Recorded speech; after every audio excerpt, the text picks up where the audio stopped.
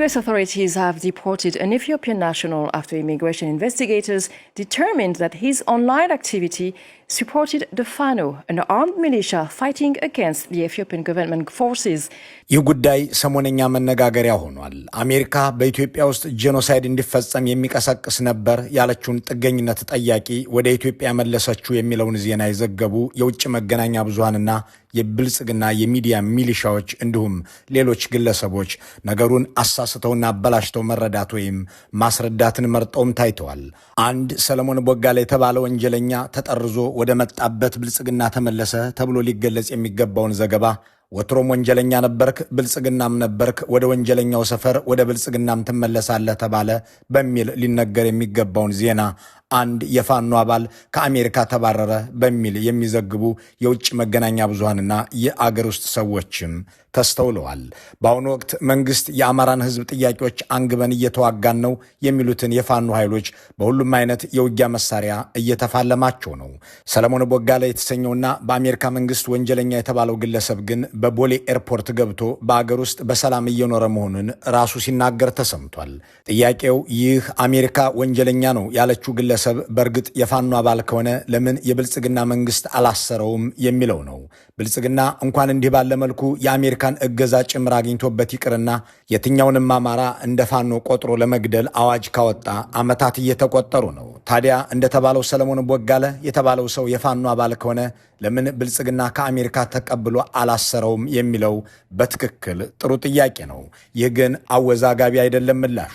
ሰለሞን ቦጋለ የአገኘሁ ተሻገር ሚሊሻ የአብይ አህመድ ፋኖ የነበረ የአማራን ህዝብ ከትግራይ ወንድሙ ጋር ለማጋጨት ተመልምለው ሀብትም ተመድቦላቸው ትጥቅ ተሰጥቷቸው ከዘመቱ የአብይ አህመድና የዝናሽ ታያቸው የአምቻ ጋብቻ ከፈጠራቸው የኦህዴድ ፋኖች መካከል አንዱ የነበረ በመጨረሻም ተሸልሞ ተመርቆ እንዲበተን የተደረገ ጠመንጃ አንግቶም ፎቶ ተነስቶም ሲለጥፍና ሲዞር የነበረ ከአብይ አህመድ ወታደሮች ጋር የነበረ እናም አይታሰርም፣ አሜሪካ ብትወነጅለውም አይከሰስም የሚለው ጥንቅቅ ያለ ምላሽ ነው። እንዲህ ያለ ሰው በአገሬ አይቆይም ያለው የአሜሪካ መንግስት ግን ሰለሞንን የጄኖሳይድ ኢንፍሉዌንሰር ወይም እልቂት ጠሪ ብሎ አስሮ አባሮት ኢትዮጵያ ገብቷል። አንድ የጄኖሳይድ ኢንፍሉዌንሰርና መሰል ወንጀለኛ በአሜሪካ ውስጥ መዋልም ማደርም አይችልም። ወደ መጣህበት ተብሎ ይመለሳል። በኢትዮጵያ ውስጥ ግን ቀብረር ብሎ መኖር እንደሚችልም ሰለሞን ማሳያ ሆኗል። ምክንያቱም እንዲህ ያለው ሰው የአገዛዝ ሚሊሻ ነበርና ተጠያቂ አይሆንም። የአሜሪካ መንግስትም አሁን ካለው ፋኖ ጋር ግንኙነት ያለው ስለመሆኑ ያለው ነገር የለም። ማስረጃ ሆኖ የቀረበበት የአብይ አህመድና የኦህዴዶችን ስልጣን ለማዳን ሲባል በተካሄደው ጦርነት የትግራይን ህዝብ መጨረስ እንደሚገባ ስትቀሰቅስ ነበር የሚለው ነው። እናም ግለሰቡ እንደ ተከዜ ዘብም የሚያደርገው የአብይ አህመድ ሚሊሻ እንጂ የፋኖ አባል ባለመሆኑ ከአሜሪካ በወንጀል ሲላክ በአገር ቤት አልታሰረም የሚለው ድምዳሜ ነገሩን ግልጽ የሚያደርገው ይሆናል። እንዲያም ሆኖ ቀደም ሲል የጠቀስነውን ፍራንስ 24ን ጨምሮ ሌሎች አካላትም ከመንግስት ጋር የሚዋጋው ፋኖ አባል የሆነ ግለሰብ ተባረረ የሚለውን አተኩረውበታል። ግለሰቡ አሜሪካ እንዳለችው የጄኖሳይድ ወንጀለኛ ቢሆንም የኦህዴድ ፋኖ ነውና ባልቲሞር የታሰረለት ካቴና የተፈታለት አዲስ አበባ ነው። ነገሩን ሊያስጮሁት የሞከሩት የአገዛዙ ቀለብና አጀንዳ ተቀባይ የሚዲያ ሚሊሻዎች ደግሞ የበለጠ ፈገግታን የሚያጭር ሐሳብ ሲሰነዝሩ ታይተዋል። ሰለሞን ቦጋለ ሽብርተኛ ተብሎ ወደ ኢትዮጵያ ተባረረ ይላሉ። ታዲያ ሽብርተኛ ከሆነ ለምን አታስሩትም? ይህ ግለሰብ አሜሪካ ወንጀለኛ ነህና ቅሌን ጨርቄን ሳትል እንደታሰርክ ትላካለህ ብላ ስትመልሰው ያኔ ብልጽግና ያንጋጋው መንጋ አባል ነበርክ እያለች ነው። ታዲያ በዚያን ዘመን የተንጋጋችሁት እናንተ እንደ ሰለሞን ያላችሁ ሽብርተኞች እንደነበራችሁ እያመናችሁ ነውን የሚል ጥያቄ ይነሳብናል ብለው የማያስቡት የአገዛዝ ምዕመናን ፋኖ ሽብርተኛ ተባለልን ብለው ሲደልቁ ተስተውለዋል። ልብ ያላሉት ነገር ለሰለሞን መባረር ምክንያቱ የብልጽግና ደጋፊ ሆኖ መዝመቱ ነው። እነርሱም ዛሬ የሚደግፉት አገዛዝ ሲወድቅ በአገር ውስጥ ቢሰደዱም በውጭ ተይዘው ቀዝቃዛው ካቴና እንደሚጠለቅላቸው ግን ሰለሞን ማስተማሪያ መሆኑ አይዘለልም። which was received with many various reactions online by Ethiopians. የግለሰቡ ታስሮ ወደ ኢትዮጵያ መባረር ብዙ ነገሮችን በጥልቀት እንዲታዩ የሚጋብዝ ሆኗል። ሰለሞን ቦጋለ ከአሜሪካ የተባረርኩት አማራ በመሆኔ በትግራይ ሰዎች ዘመቻ ነው ሲል ተደምጧል። በምን አወቅህ ምን ማስረጃ አለህ ብሎ የጠየቀው የለም። ያባረረህ ስራህ ነው የጻፍከው በፌስቡክ የለጠፍከው አንግተህ ልትገድልበት የነበረው ጠመንጃ የዓለም ሚዲያ የዘገበልህ ወንጀል ነው ለመታሰር ያበቃህ። በህዝብ መካከል እንዲፈጠር ለፈለጋችሁት ግጭት ብልጽግናዊ ሚና መወጣትህ ለመባረር ዳርጓል የሚለውን ግን እምብዛም ሲነሳ የተስተዋለ አይደለም። ለአብይ አህመድና ኦህዴድ ብለህ በአደባባይ ስትጽፈውና ስትለጥፈው የነበረ ነገር አባረረህ እንጂ የብልጽግና የግፍ አገዛዝ ሰለባ የሆኑ በርካታ አማሮች በአሁኑ ሰዓት በአሜሪካ መንግስት የጥገኝነት ማመልከቻቸው ተቀባይነት አግኝቷል። አንተ ታስረህ ለመላክህ አማራነትህም ሆነ ተካሄደ የምትለው ዘመቻ ምክንያት አይሆኑም። ይልቅ ይህንን አገዛዝ መደገፍ መጨረሻው እንዳንተ መሆን ነውና ልንማርበት ይገባል ሲል የሚናገርም ያን ያህል ብዙ አይደለም። ጥያቄዎች ግን አሉ። በእርግጥ የአሜሪካ ኢሚግሬሽን እንደ ሰለሞን ቦጋለ ያሉ ሰዎችና መሰል ብልጽግናዎች እንደሚሉት በሰዎች ዘመቻና ጥሪ ግለሰቦች ወደ አገራቸው እንዲመለሱ ይደረጋልን?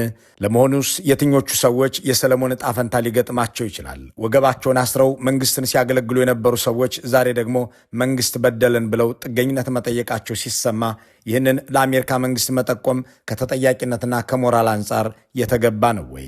አንዳንድ ሰዎች ደግሞ አሉ ያኔ ከሰለሞን ጋር ተሰልፈው የዘር ማጥፋት ጥሪ እያደረጉ የሰው ልጅ ህይወት ወደ ሞት እንዲለወጥ እየቀሰቀሱ የነበሩ ሰዎች የአሜሪካን መንግስት እጅህን አንሳ እያሉ ሲቃወሙ አሜሪካን ወራሪ ነች ሲሉ እንዳልነበር ዛሬ አንዳንዶቹ በአሜሪካ ውስጥ መንግስት በደለን ብለው ጥገኝነት መጠየቃቸው እየተሰማ ነው። ለመሆኑ የመንግስት ደጋፊ ሆነው የአሜሪካን ፖሊሲና ጥቅም የተጻረረ ጦርነት ላይ የፕሮፓጋንዳ የሰልፍና የፋይናንስ ድጋፍ ሲያደርጉ ቆይተው ዛሬ ጥገኝነት ማመልከቻቸው ለአሜሪካ ኢሚግሬሽን ኦፊሰሮች ጥቆማ እንዲደርሰው ቢደረግ ይባረራሉ ወይ? የፋኖ ወይም የኦላና የቲዲኤፍ አባል እንደሆኑ በፌስቡክ ሲጽፉ ቲክቶክ ላይ ሲቀርጹ የነበሩ ሁሉ ጥገኝነት ቢጠይቁ በአሜሪካ ዲፓርትመንት ኦፍ ሆምላንድ ሴኩሪቲ ውስጥ እንዴት ይስተናገዳሉ? እነዚህን ነጥቦች የአሜሪካን ህጎችና አሰራሮች እየጠቀሱ የሚያብራሩልንን አሜሪካዊ የህግ ባለሙያ ጋብዘናል። አንዳንዶች በፌስቡካቸው የጻፉትን በትዊተራቸው የለጠፉትን የእልቂትና የሞት ጥሪ ጥገኝነት ሊጠይቁ ሲሉ ከፌስቡካቸው ላይ ወይም ከለጠፉበት ቦታ ማጥፋት ሁሌም የሚያደርጉት ነገር እንደሆነ ይነሳል። ያነጋገርናቸው ባለሙያ ግን ፖስት የተደረገውን ጽሑፍ ወይም ፎቶ ማስወገድ ሌላ ወንጀል ነው ይላሉ። የአገዛዙ የሚዲያ ሚሊሻ ፋኖ ሽብርተኛ ተብሎ ተፈረጀልን ብለውም ሲፈነድቁ ተስተውለዋል። ሰዎቹ አሁንም ያልገባቸው ነገር ብዙ ነው። ያኔ ኑ ከታሪክና ከህሊና እናጥፋ ብላችሁ መንጋ ያንጋጋችሁበት ጦርነት እያንዳንዳችሁን በሂደት የሚበላ ለመሆኑ ሰለሞን ቦጋለ ቦግ ያለ ምልክት ይሁናችሁ እየተባሉ እንደሆነ ከፋኖ ይልቅ የእነሱ መንግስት በአሜሪካ መንግስት ጸረ ሰው ተብሎ ማዕቀብ የተጣለበት መሆኑንም ያስተዋሉት አይመስልም። በአሜሪካ ኢሚግሬሽን ህግ የካበተ ልምድ ያላቸውን አንድ ባለሙያ ለጥያቄዎቻችን ማብራሪያ እንዲሰጡልን ጋብዘናቸዋል። Well, Facebook has now removed a post from the country's prime minister for violating its policies against inciting violence. On Sunday, Mr. Abiy Ahmed called on citizens to take up arms to block the advance of the rebel Tigray People's Liberation Front. He urged them to prevent, reverse, and bury the terrorists. ይህ ዘገባ ከ4 ዓመት በፊት ዓለምን አነጋግሮ የነበረ ነው። አብይ አህመድ ህዝባቸውን በሌላ ህዝብ ላይ እንዲነሳ ያለውን ገጀራና ቆንጨራ ሁሉ ይዞ እንዲዘምት ካንሰሮችን ከምድረገጽ አጥፋ ብለው የቀሰቀሱበትን ጽሑፍ ፌስቡክ አስወገደባቸው። ምክንያቱም እንዲህ ያለ ግጭት ቀስቃሽ ነገር አላስተናግድም አለ በሚል የተዘገበው ዘገባ በዚያ ሰሞን ጉዳይ ነበር። የአገር መሪ ነኝ ያሉት ግለሰብ እንዲህ ሲያደርጉ እንደ ኢንተርሃሞይ ገጀራም ቆንጨራም ይዘው ጣ ብለው ሲጠሩ ከተከተሏቸው ሰዎች መካከል ይህ በምስሉ ላይ የሚታየው ሰለሞን ቦጋለ አንዱ ነበር። የአብይ አህመድ የሚዲያ ሚሊሻም የጦር ሜዳ ሚሊሻም ሆኖ ለመዝመት የሞከረው ሰለሞን እንደ በርካታ መንጋዎች ተንጋግቶ የለጠፈው ፌስቡክ ያስወገደውን የአብይ አህመድ የእልቂት መጥሪያ ጽሑፍ የሚመስል ነው። ስራዬ ደንበኞችን መከላከል ስለሆነ ለእነሱ ክብር ስል ስሜን አትጥቀሰው ያሉንና በአሜሪካ ውስጥ ለረዥም ዓመታት በኢሚግሬሽን አገልግሎት ላይ እየሰሩ ያነጋገርናቸው የህግ ባለሙያ በአሁኑ ወቅት ለአሜሪካ መንግስት የደህንነት ሰራተኞች የማህበራዊ ሚዲያ ትልቅ ግብአት ነው ይላሉ። ሰዎች በህዝብ መካከል ግጭት እንዲቀሰቀስ፣ ሰዎች እንዲገደሉ ወይም አንዳች ጥቃት እንዲደርስባቸው በማህበራዊ ሚዲያ ሲቀሰቅሱ ቆይተው ልክ የጥገኝነት ማመልከቻቸውን ሲያስገቡ የለጠፉትን ያጠፋሉ። ይህ ግን የአሜሪካ የደህንነት ሰራተኞች የሚፈልጉትን እንዲያጡ አያደርጋቸውም። ካስፈለጋቸው ራሳቸውን ኩባንያዎቹን ማነጋገር ይችላሉ ሲሉም ይናገራሉ።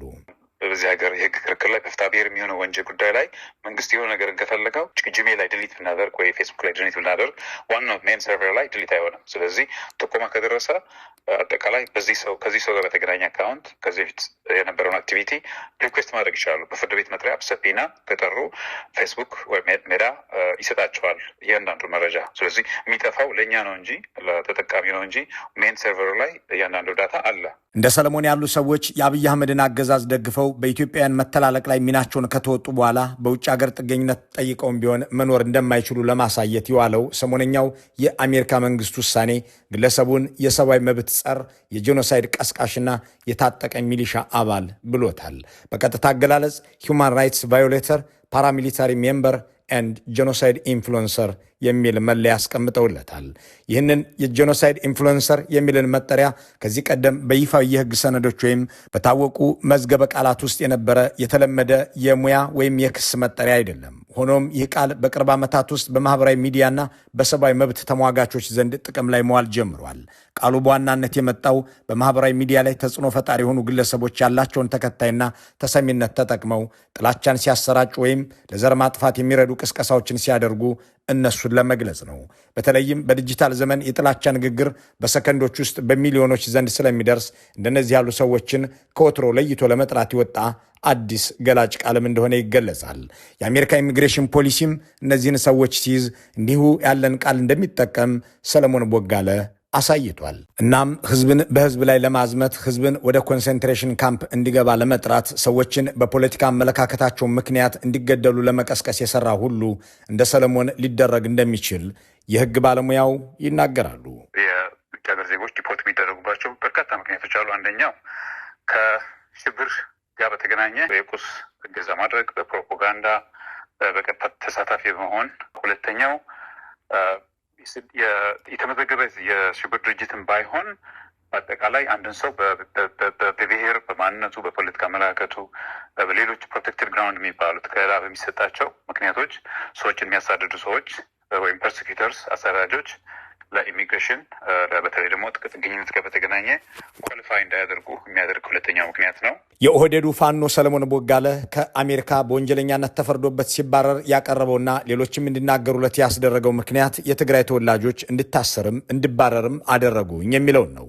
ውስብስብ የደህንነትና የማጣራት ስራ የመስራት ብቃት ያለውን የአሜሪካን የኢሚግሬሽንና ዜግነት አገልግሎት መስሪያ ቤትን ያለበቂ ማስረጃ በዘመቻ ብቻ ፈረደብኝ ብሎ ሲናገር ያመኑት ሰዎች መኖራቸው የሚያስገርም ቢሆንም የህግ ባለሙያው ግን የአሜሪካ መንግስት እንዲህ ያሉ ውሳኔዎች ላይ ከመድረሱ በፊት ብዙ ማጣራቶችን እንደሚያደርግ፣ ስለተጠቆመም ብቻ እርምጃ እንደማይወስድ ያስረዳሉ። በደንብ ክትትል ይደረጋልም ይላሉ። ብዙ ነገሮች ነው የሚመረምሩት። ባክግራውንድ ቼክ ያደርጋሉ። ሶሻል ሚዲያ ሊሆን ይችላል። አንደኛው ፖስት የሚያደርጉት የሚለጥፉት ነገር ሌሎችን የሚያሳደድ የሚያሰቃይ መሆኑን ይገመግማል፣ ያያል። ከዛም ደግሞ በተጨማሪ የኮሚኒኬሽንም አንዳንድ ጊዜ ምናልባት ሰዎች በተደጋጋሚ የሚደዋወሉ ከሆነ ውጭ ሀገር ምናልባት ኢንክሪፕትድ ያልሆነ ጥሪ ከሆነ ከማን ጋር እንደሚደዋወሉ ክትትል ይደረጋል። ግለሰቦች ለምሳሌ በአንድ ሰው ላይ ጥቆማ ካደረጉ ይሄ ሰው እንዲህ የኔን ወገን፣ የኔን ቤተሰብ፣ የኔን ዘመድ እንዲህ አድርጓል፣ ማስረጃውን አቅርበው ከጥቆማ ያቀረቡ የሆምላንድ ሴኩሪቲ ይህንን ይገመግመዋል፣ ያየዋል። ኢቨን በውጭ ሀገር ቋንቋ የተጻፉ ጽሁፎች፣ መግለጫዎች ካሉ እነዛን ሁሉ አስተርጉመው ይገመግሟቸዋል። በዛ መሰረት ነው ወደ ውሳኔ የሚሄዱት።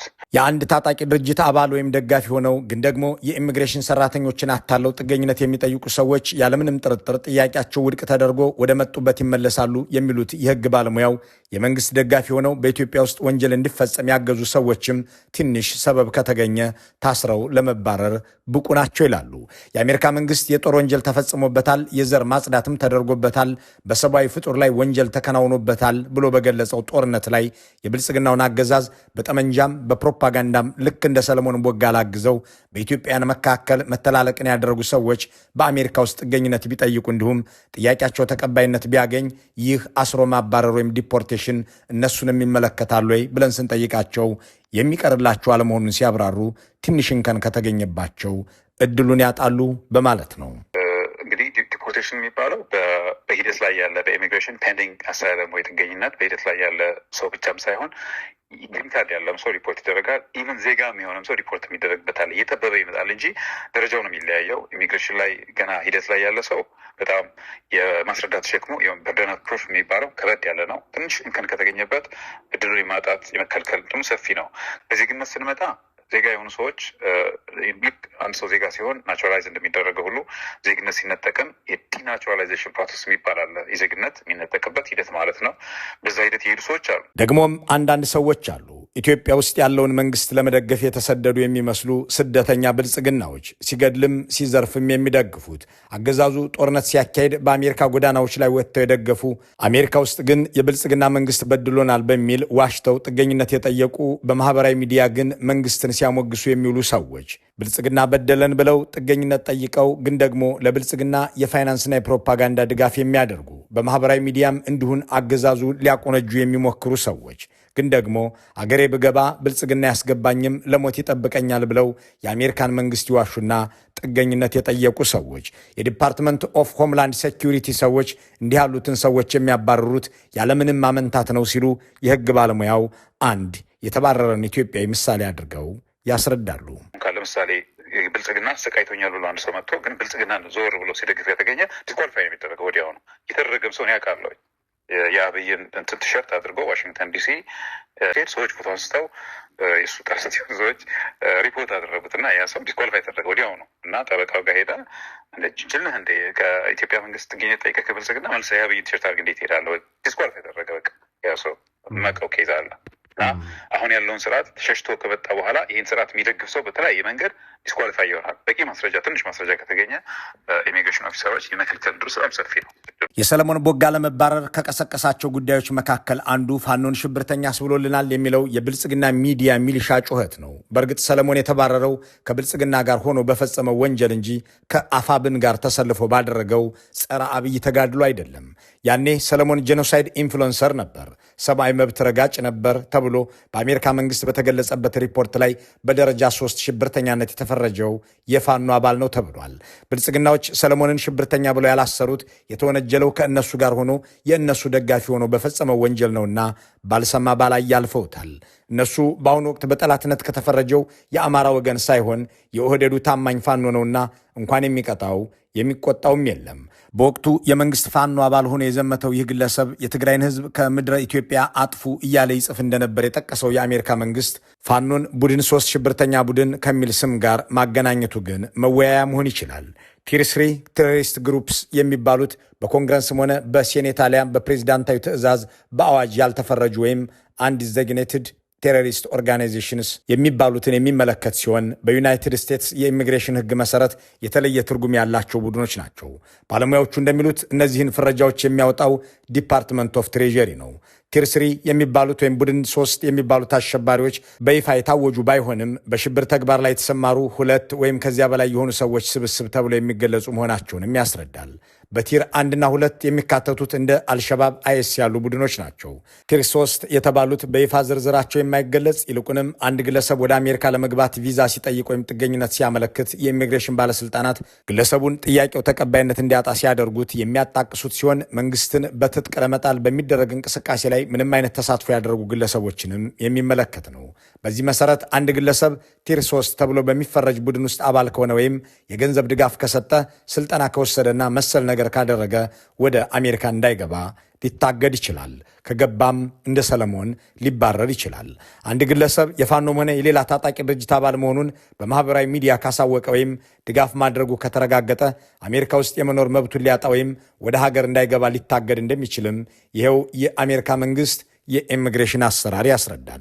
እንዲያም ሆኖ የውጭ ሚዲያዎችም ጭምር ሰለሞንን እንደ ጸረ መንግስቱ ፋኖ ሲመለከቱት፣ ብልጽግናም ፋኖ ሽብርተኛ ተባለልኝ ብሎ ሲፈነድቅ፣ ሌሎች ደግሞ አንድ የአማራ ተቆርቋሪ ተጎዳ ብለው ሲናገሩለት ቢታይም ግለሰቡ ጥንቅቅ ያለ የኦህዴድ ብልጽግና ፋኖ ሆኖ የኖረ የአማራ ፋኖ ጸረ አብይ እንቅስቃሴ ሲጀመር በቦሌ ተሸኝቶ የወጣ በመጨረሻም በቦሌ ኤርፖርት የገባ አፋብን የተሰኘውን ጸረ አብይ ፋኖ አሜሪካ ሆኖ በሚጽፋቸው ጽሑፎች ሲያጣጥልና ሲያወግዝ የነበረ ሰው ነው። የሱን መመለስ ተከትሎ የተሰጡ አስተያየቶች የህዝቦችን ግንኙነት ማሻከር የለበትም የሚለውን አቋም ያንጸባረቀው ተስፋ ለሰላም የተሰኘው ስብስብ ሰሞኑን ባወጣው መግለጫ ለአማራና ለትግራይ ህዝቦች ደህንነትና ህልውና እንቆረቆራለን የሚሉ አንዳንድ ግለሰቦች ለሁለቱ ህዝቦች የቅርብና የሩቅ ጊዜ ዘላቂ ጥቅሞች አርቆ ማሰብ ተስኗቸው የአገዛዙ ወጥመድ ላይ በቀላሉ ሲወድቁ መታየታቸው ሁለቱ ህዝቦች የሚገኙበትን እጅግ አሳሳቢ የሆነ የህልውና አደጋና በአሁኑ ወቅት እየከፈሉት ያለውን እጅግ ከባድ መስዋዕትነት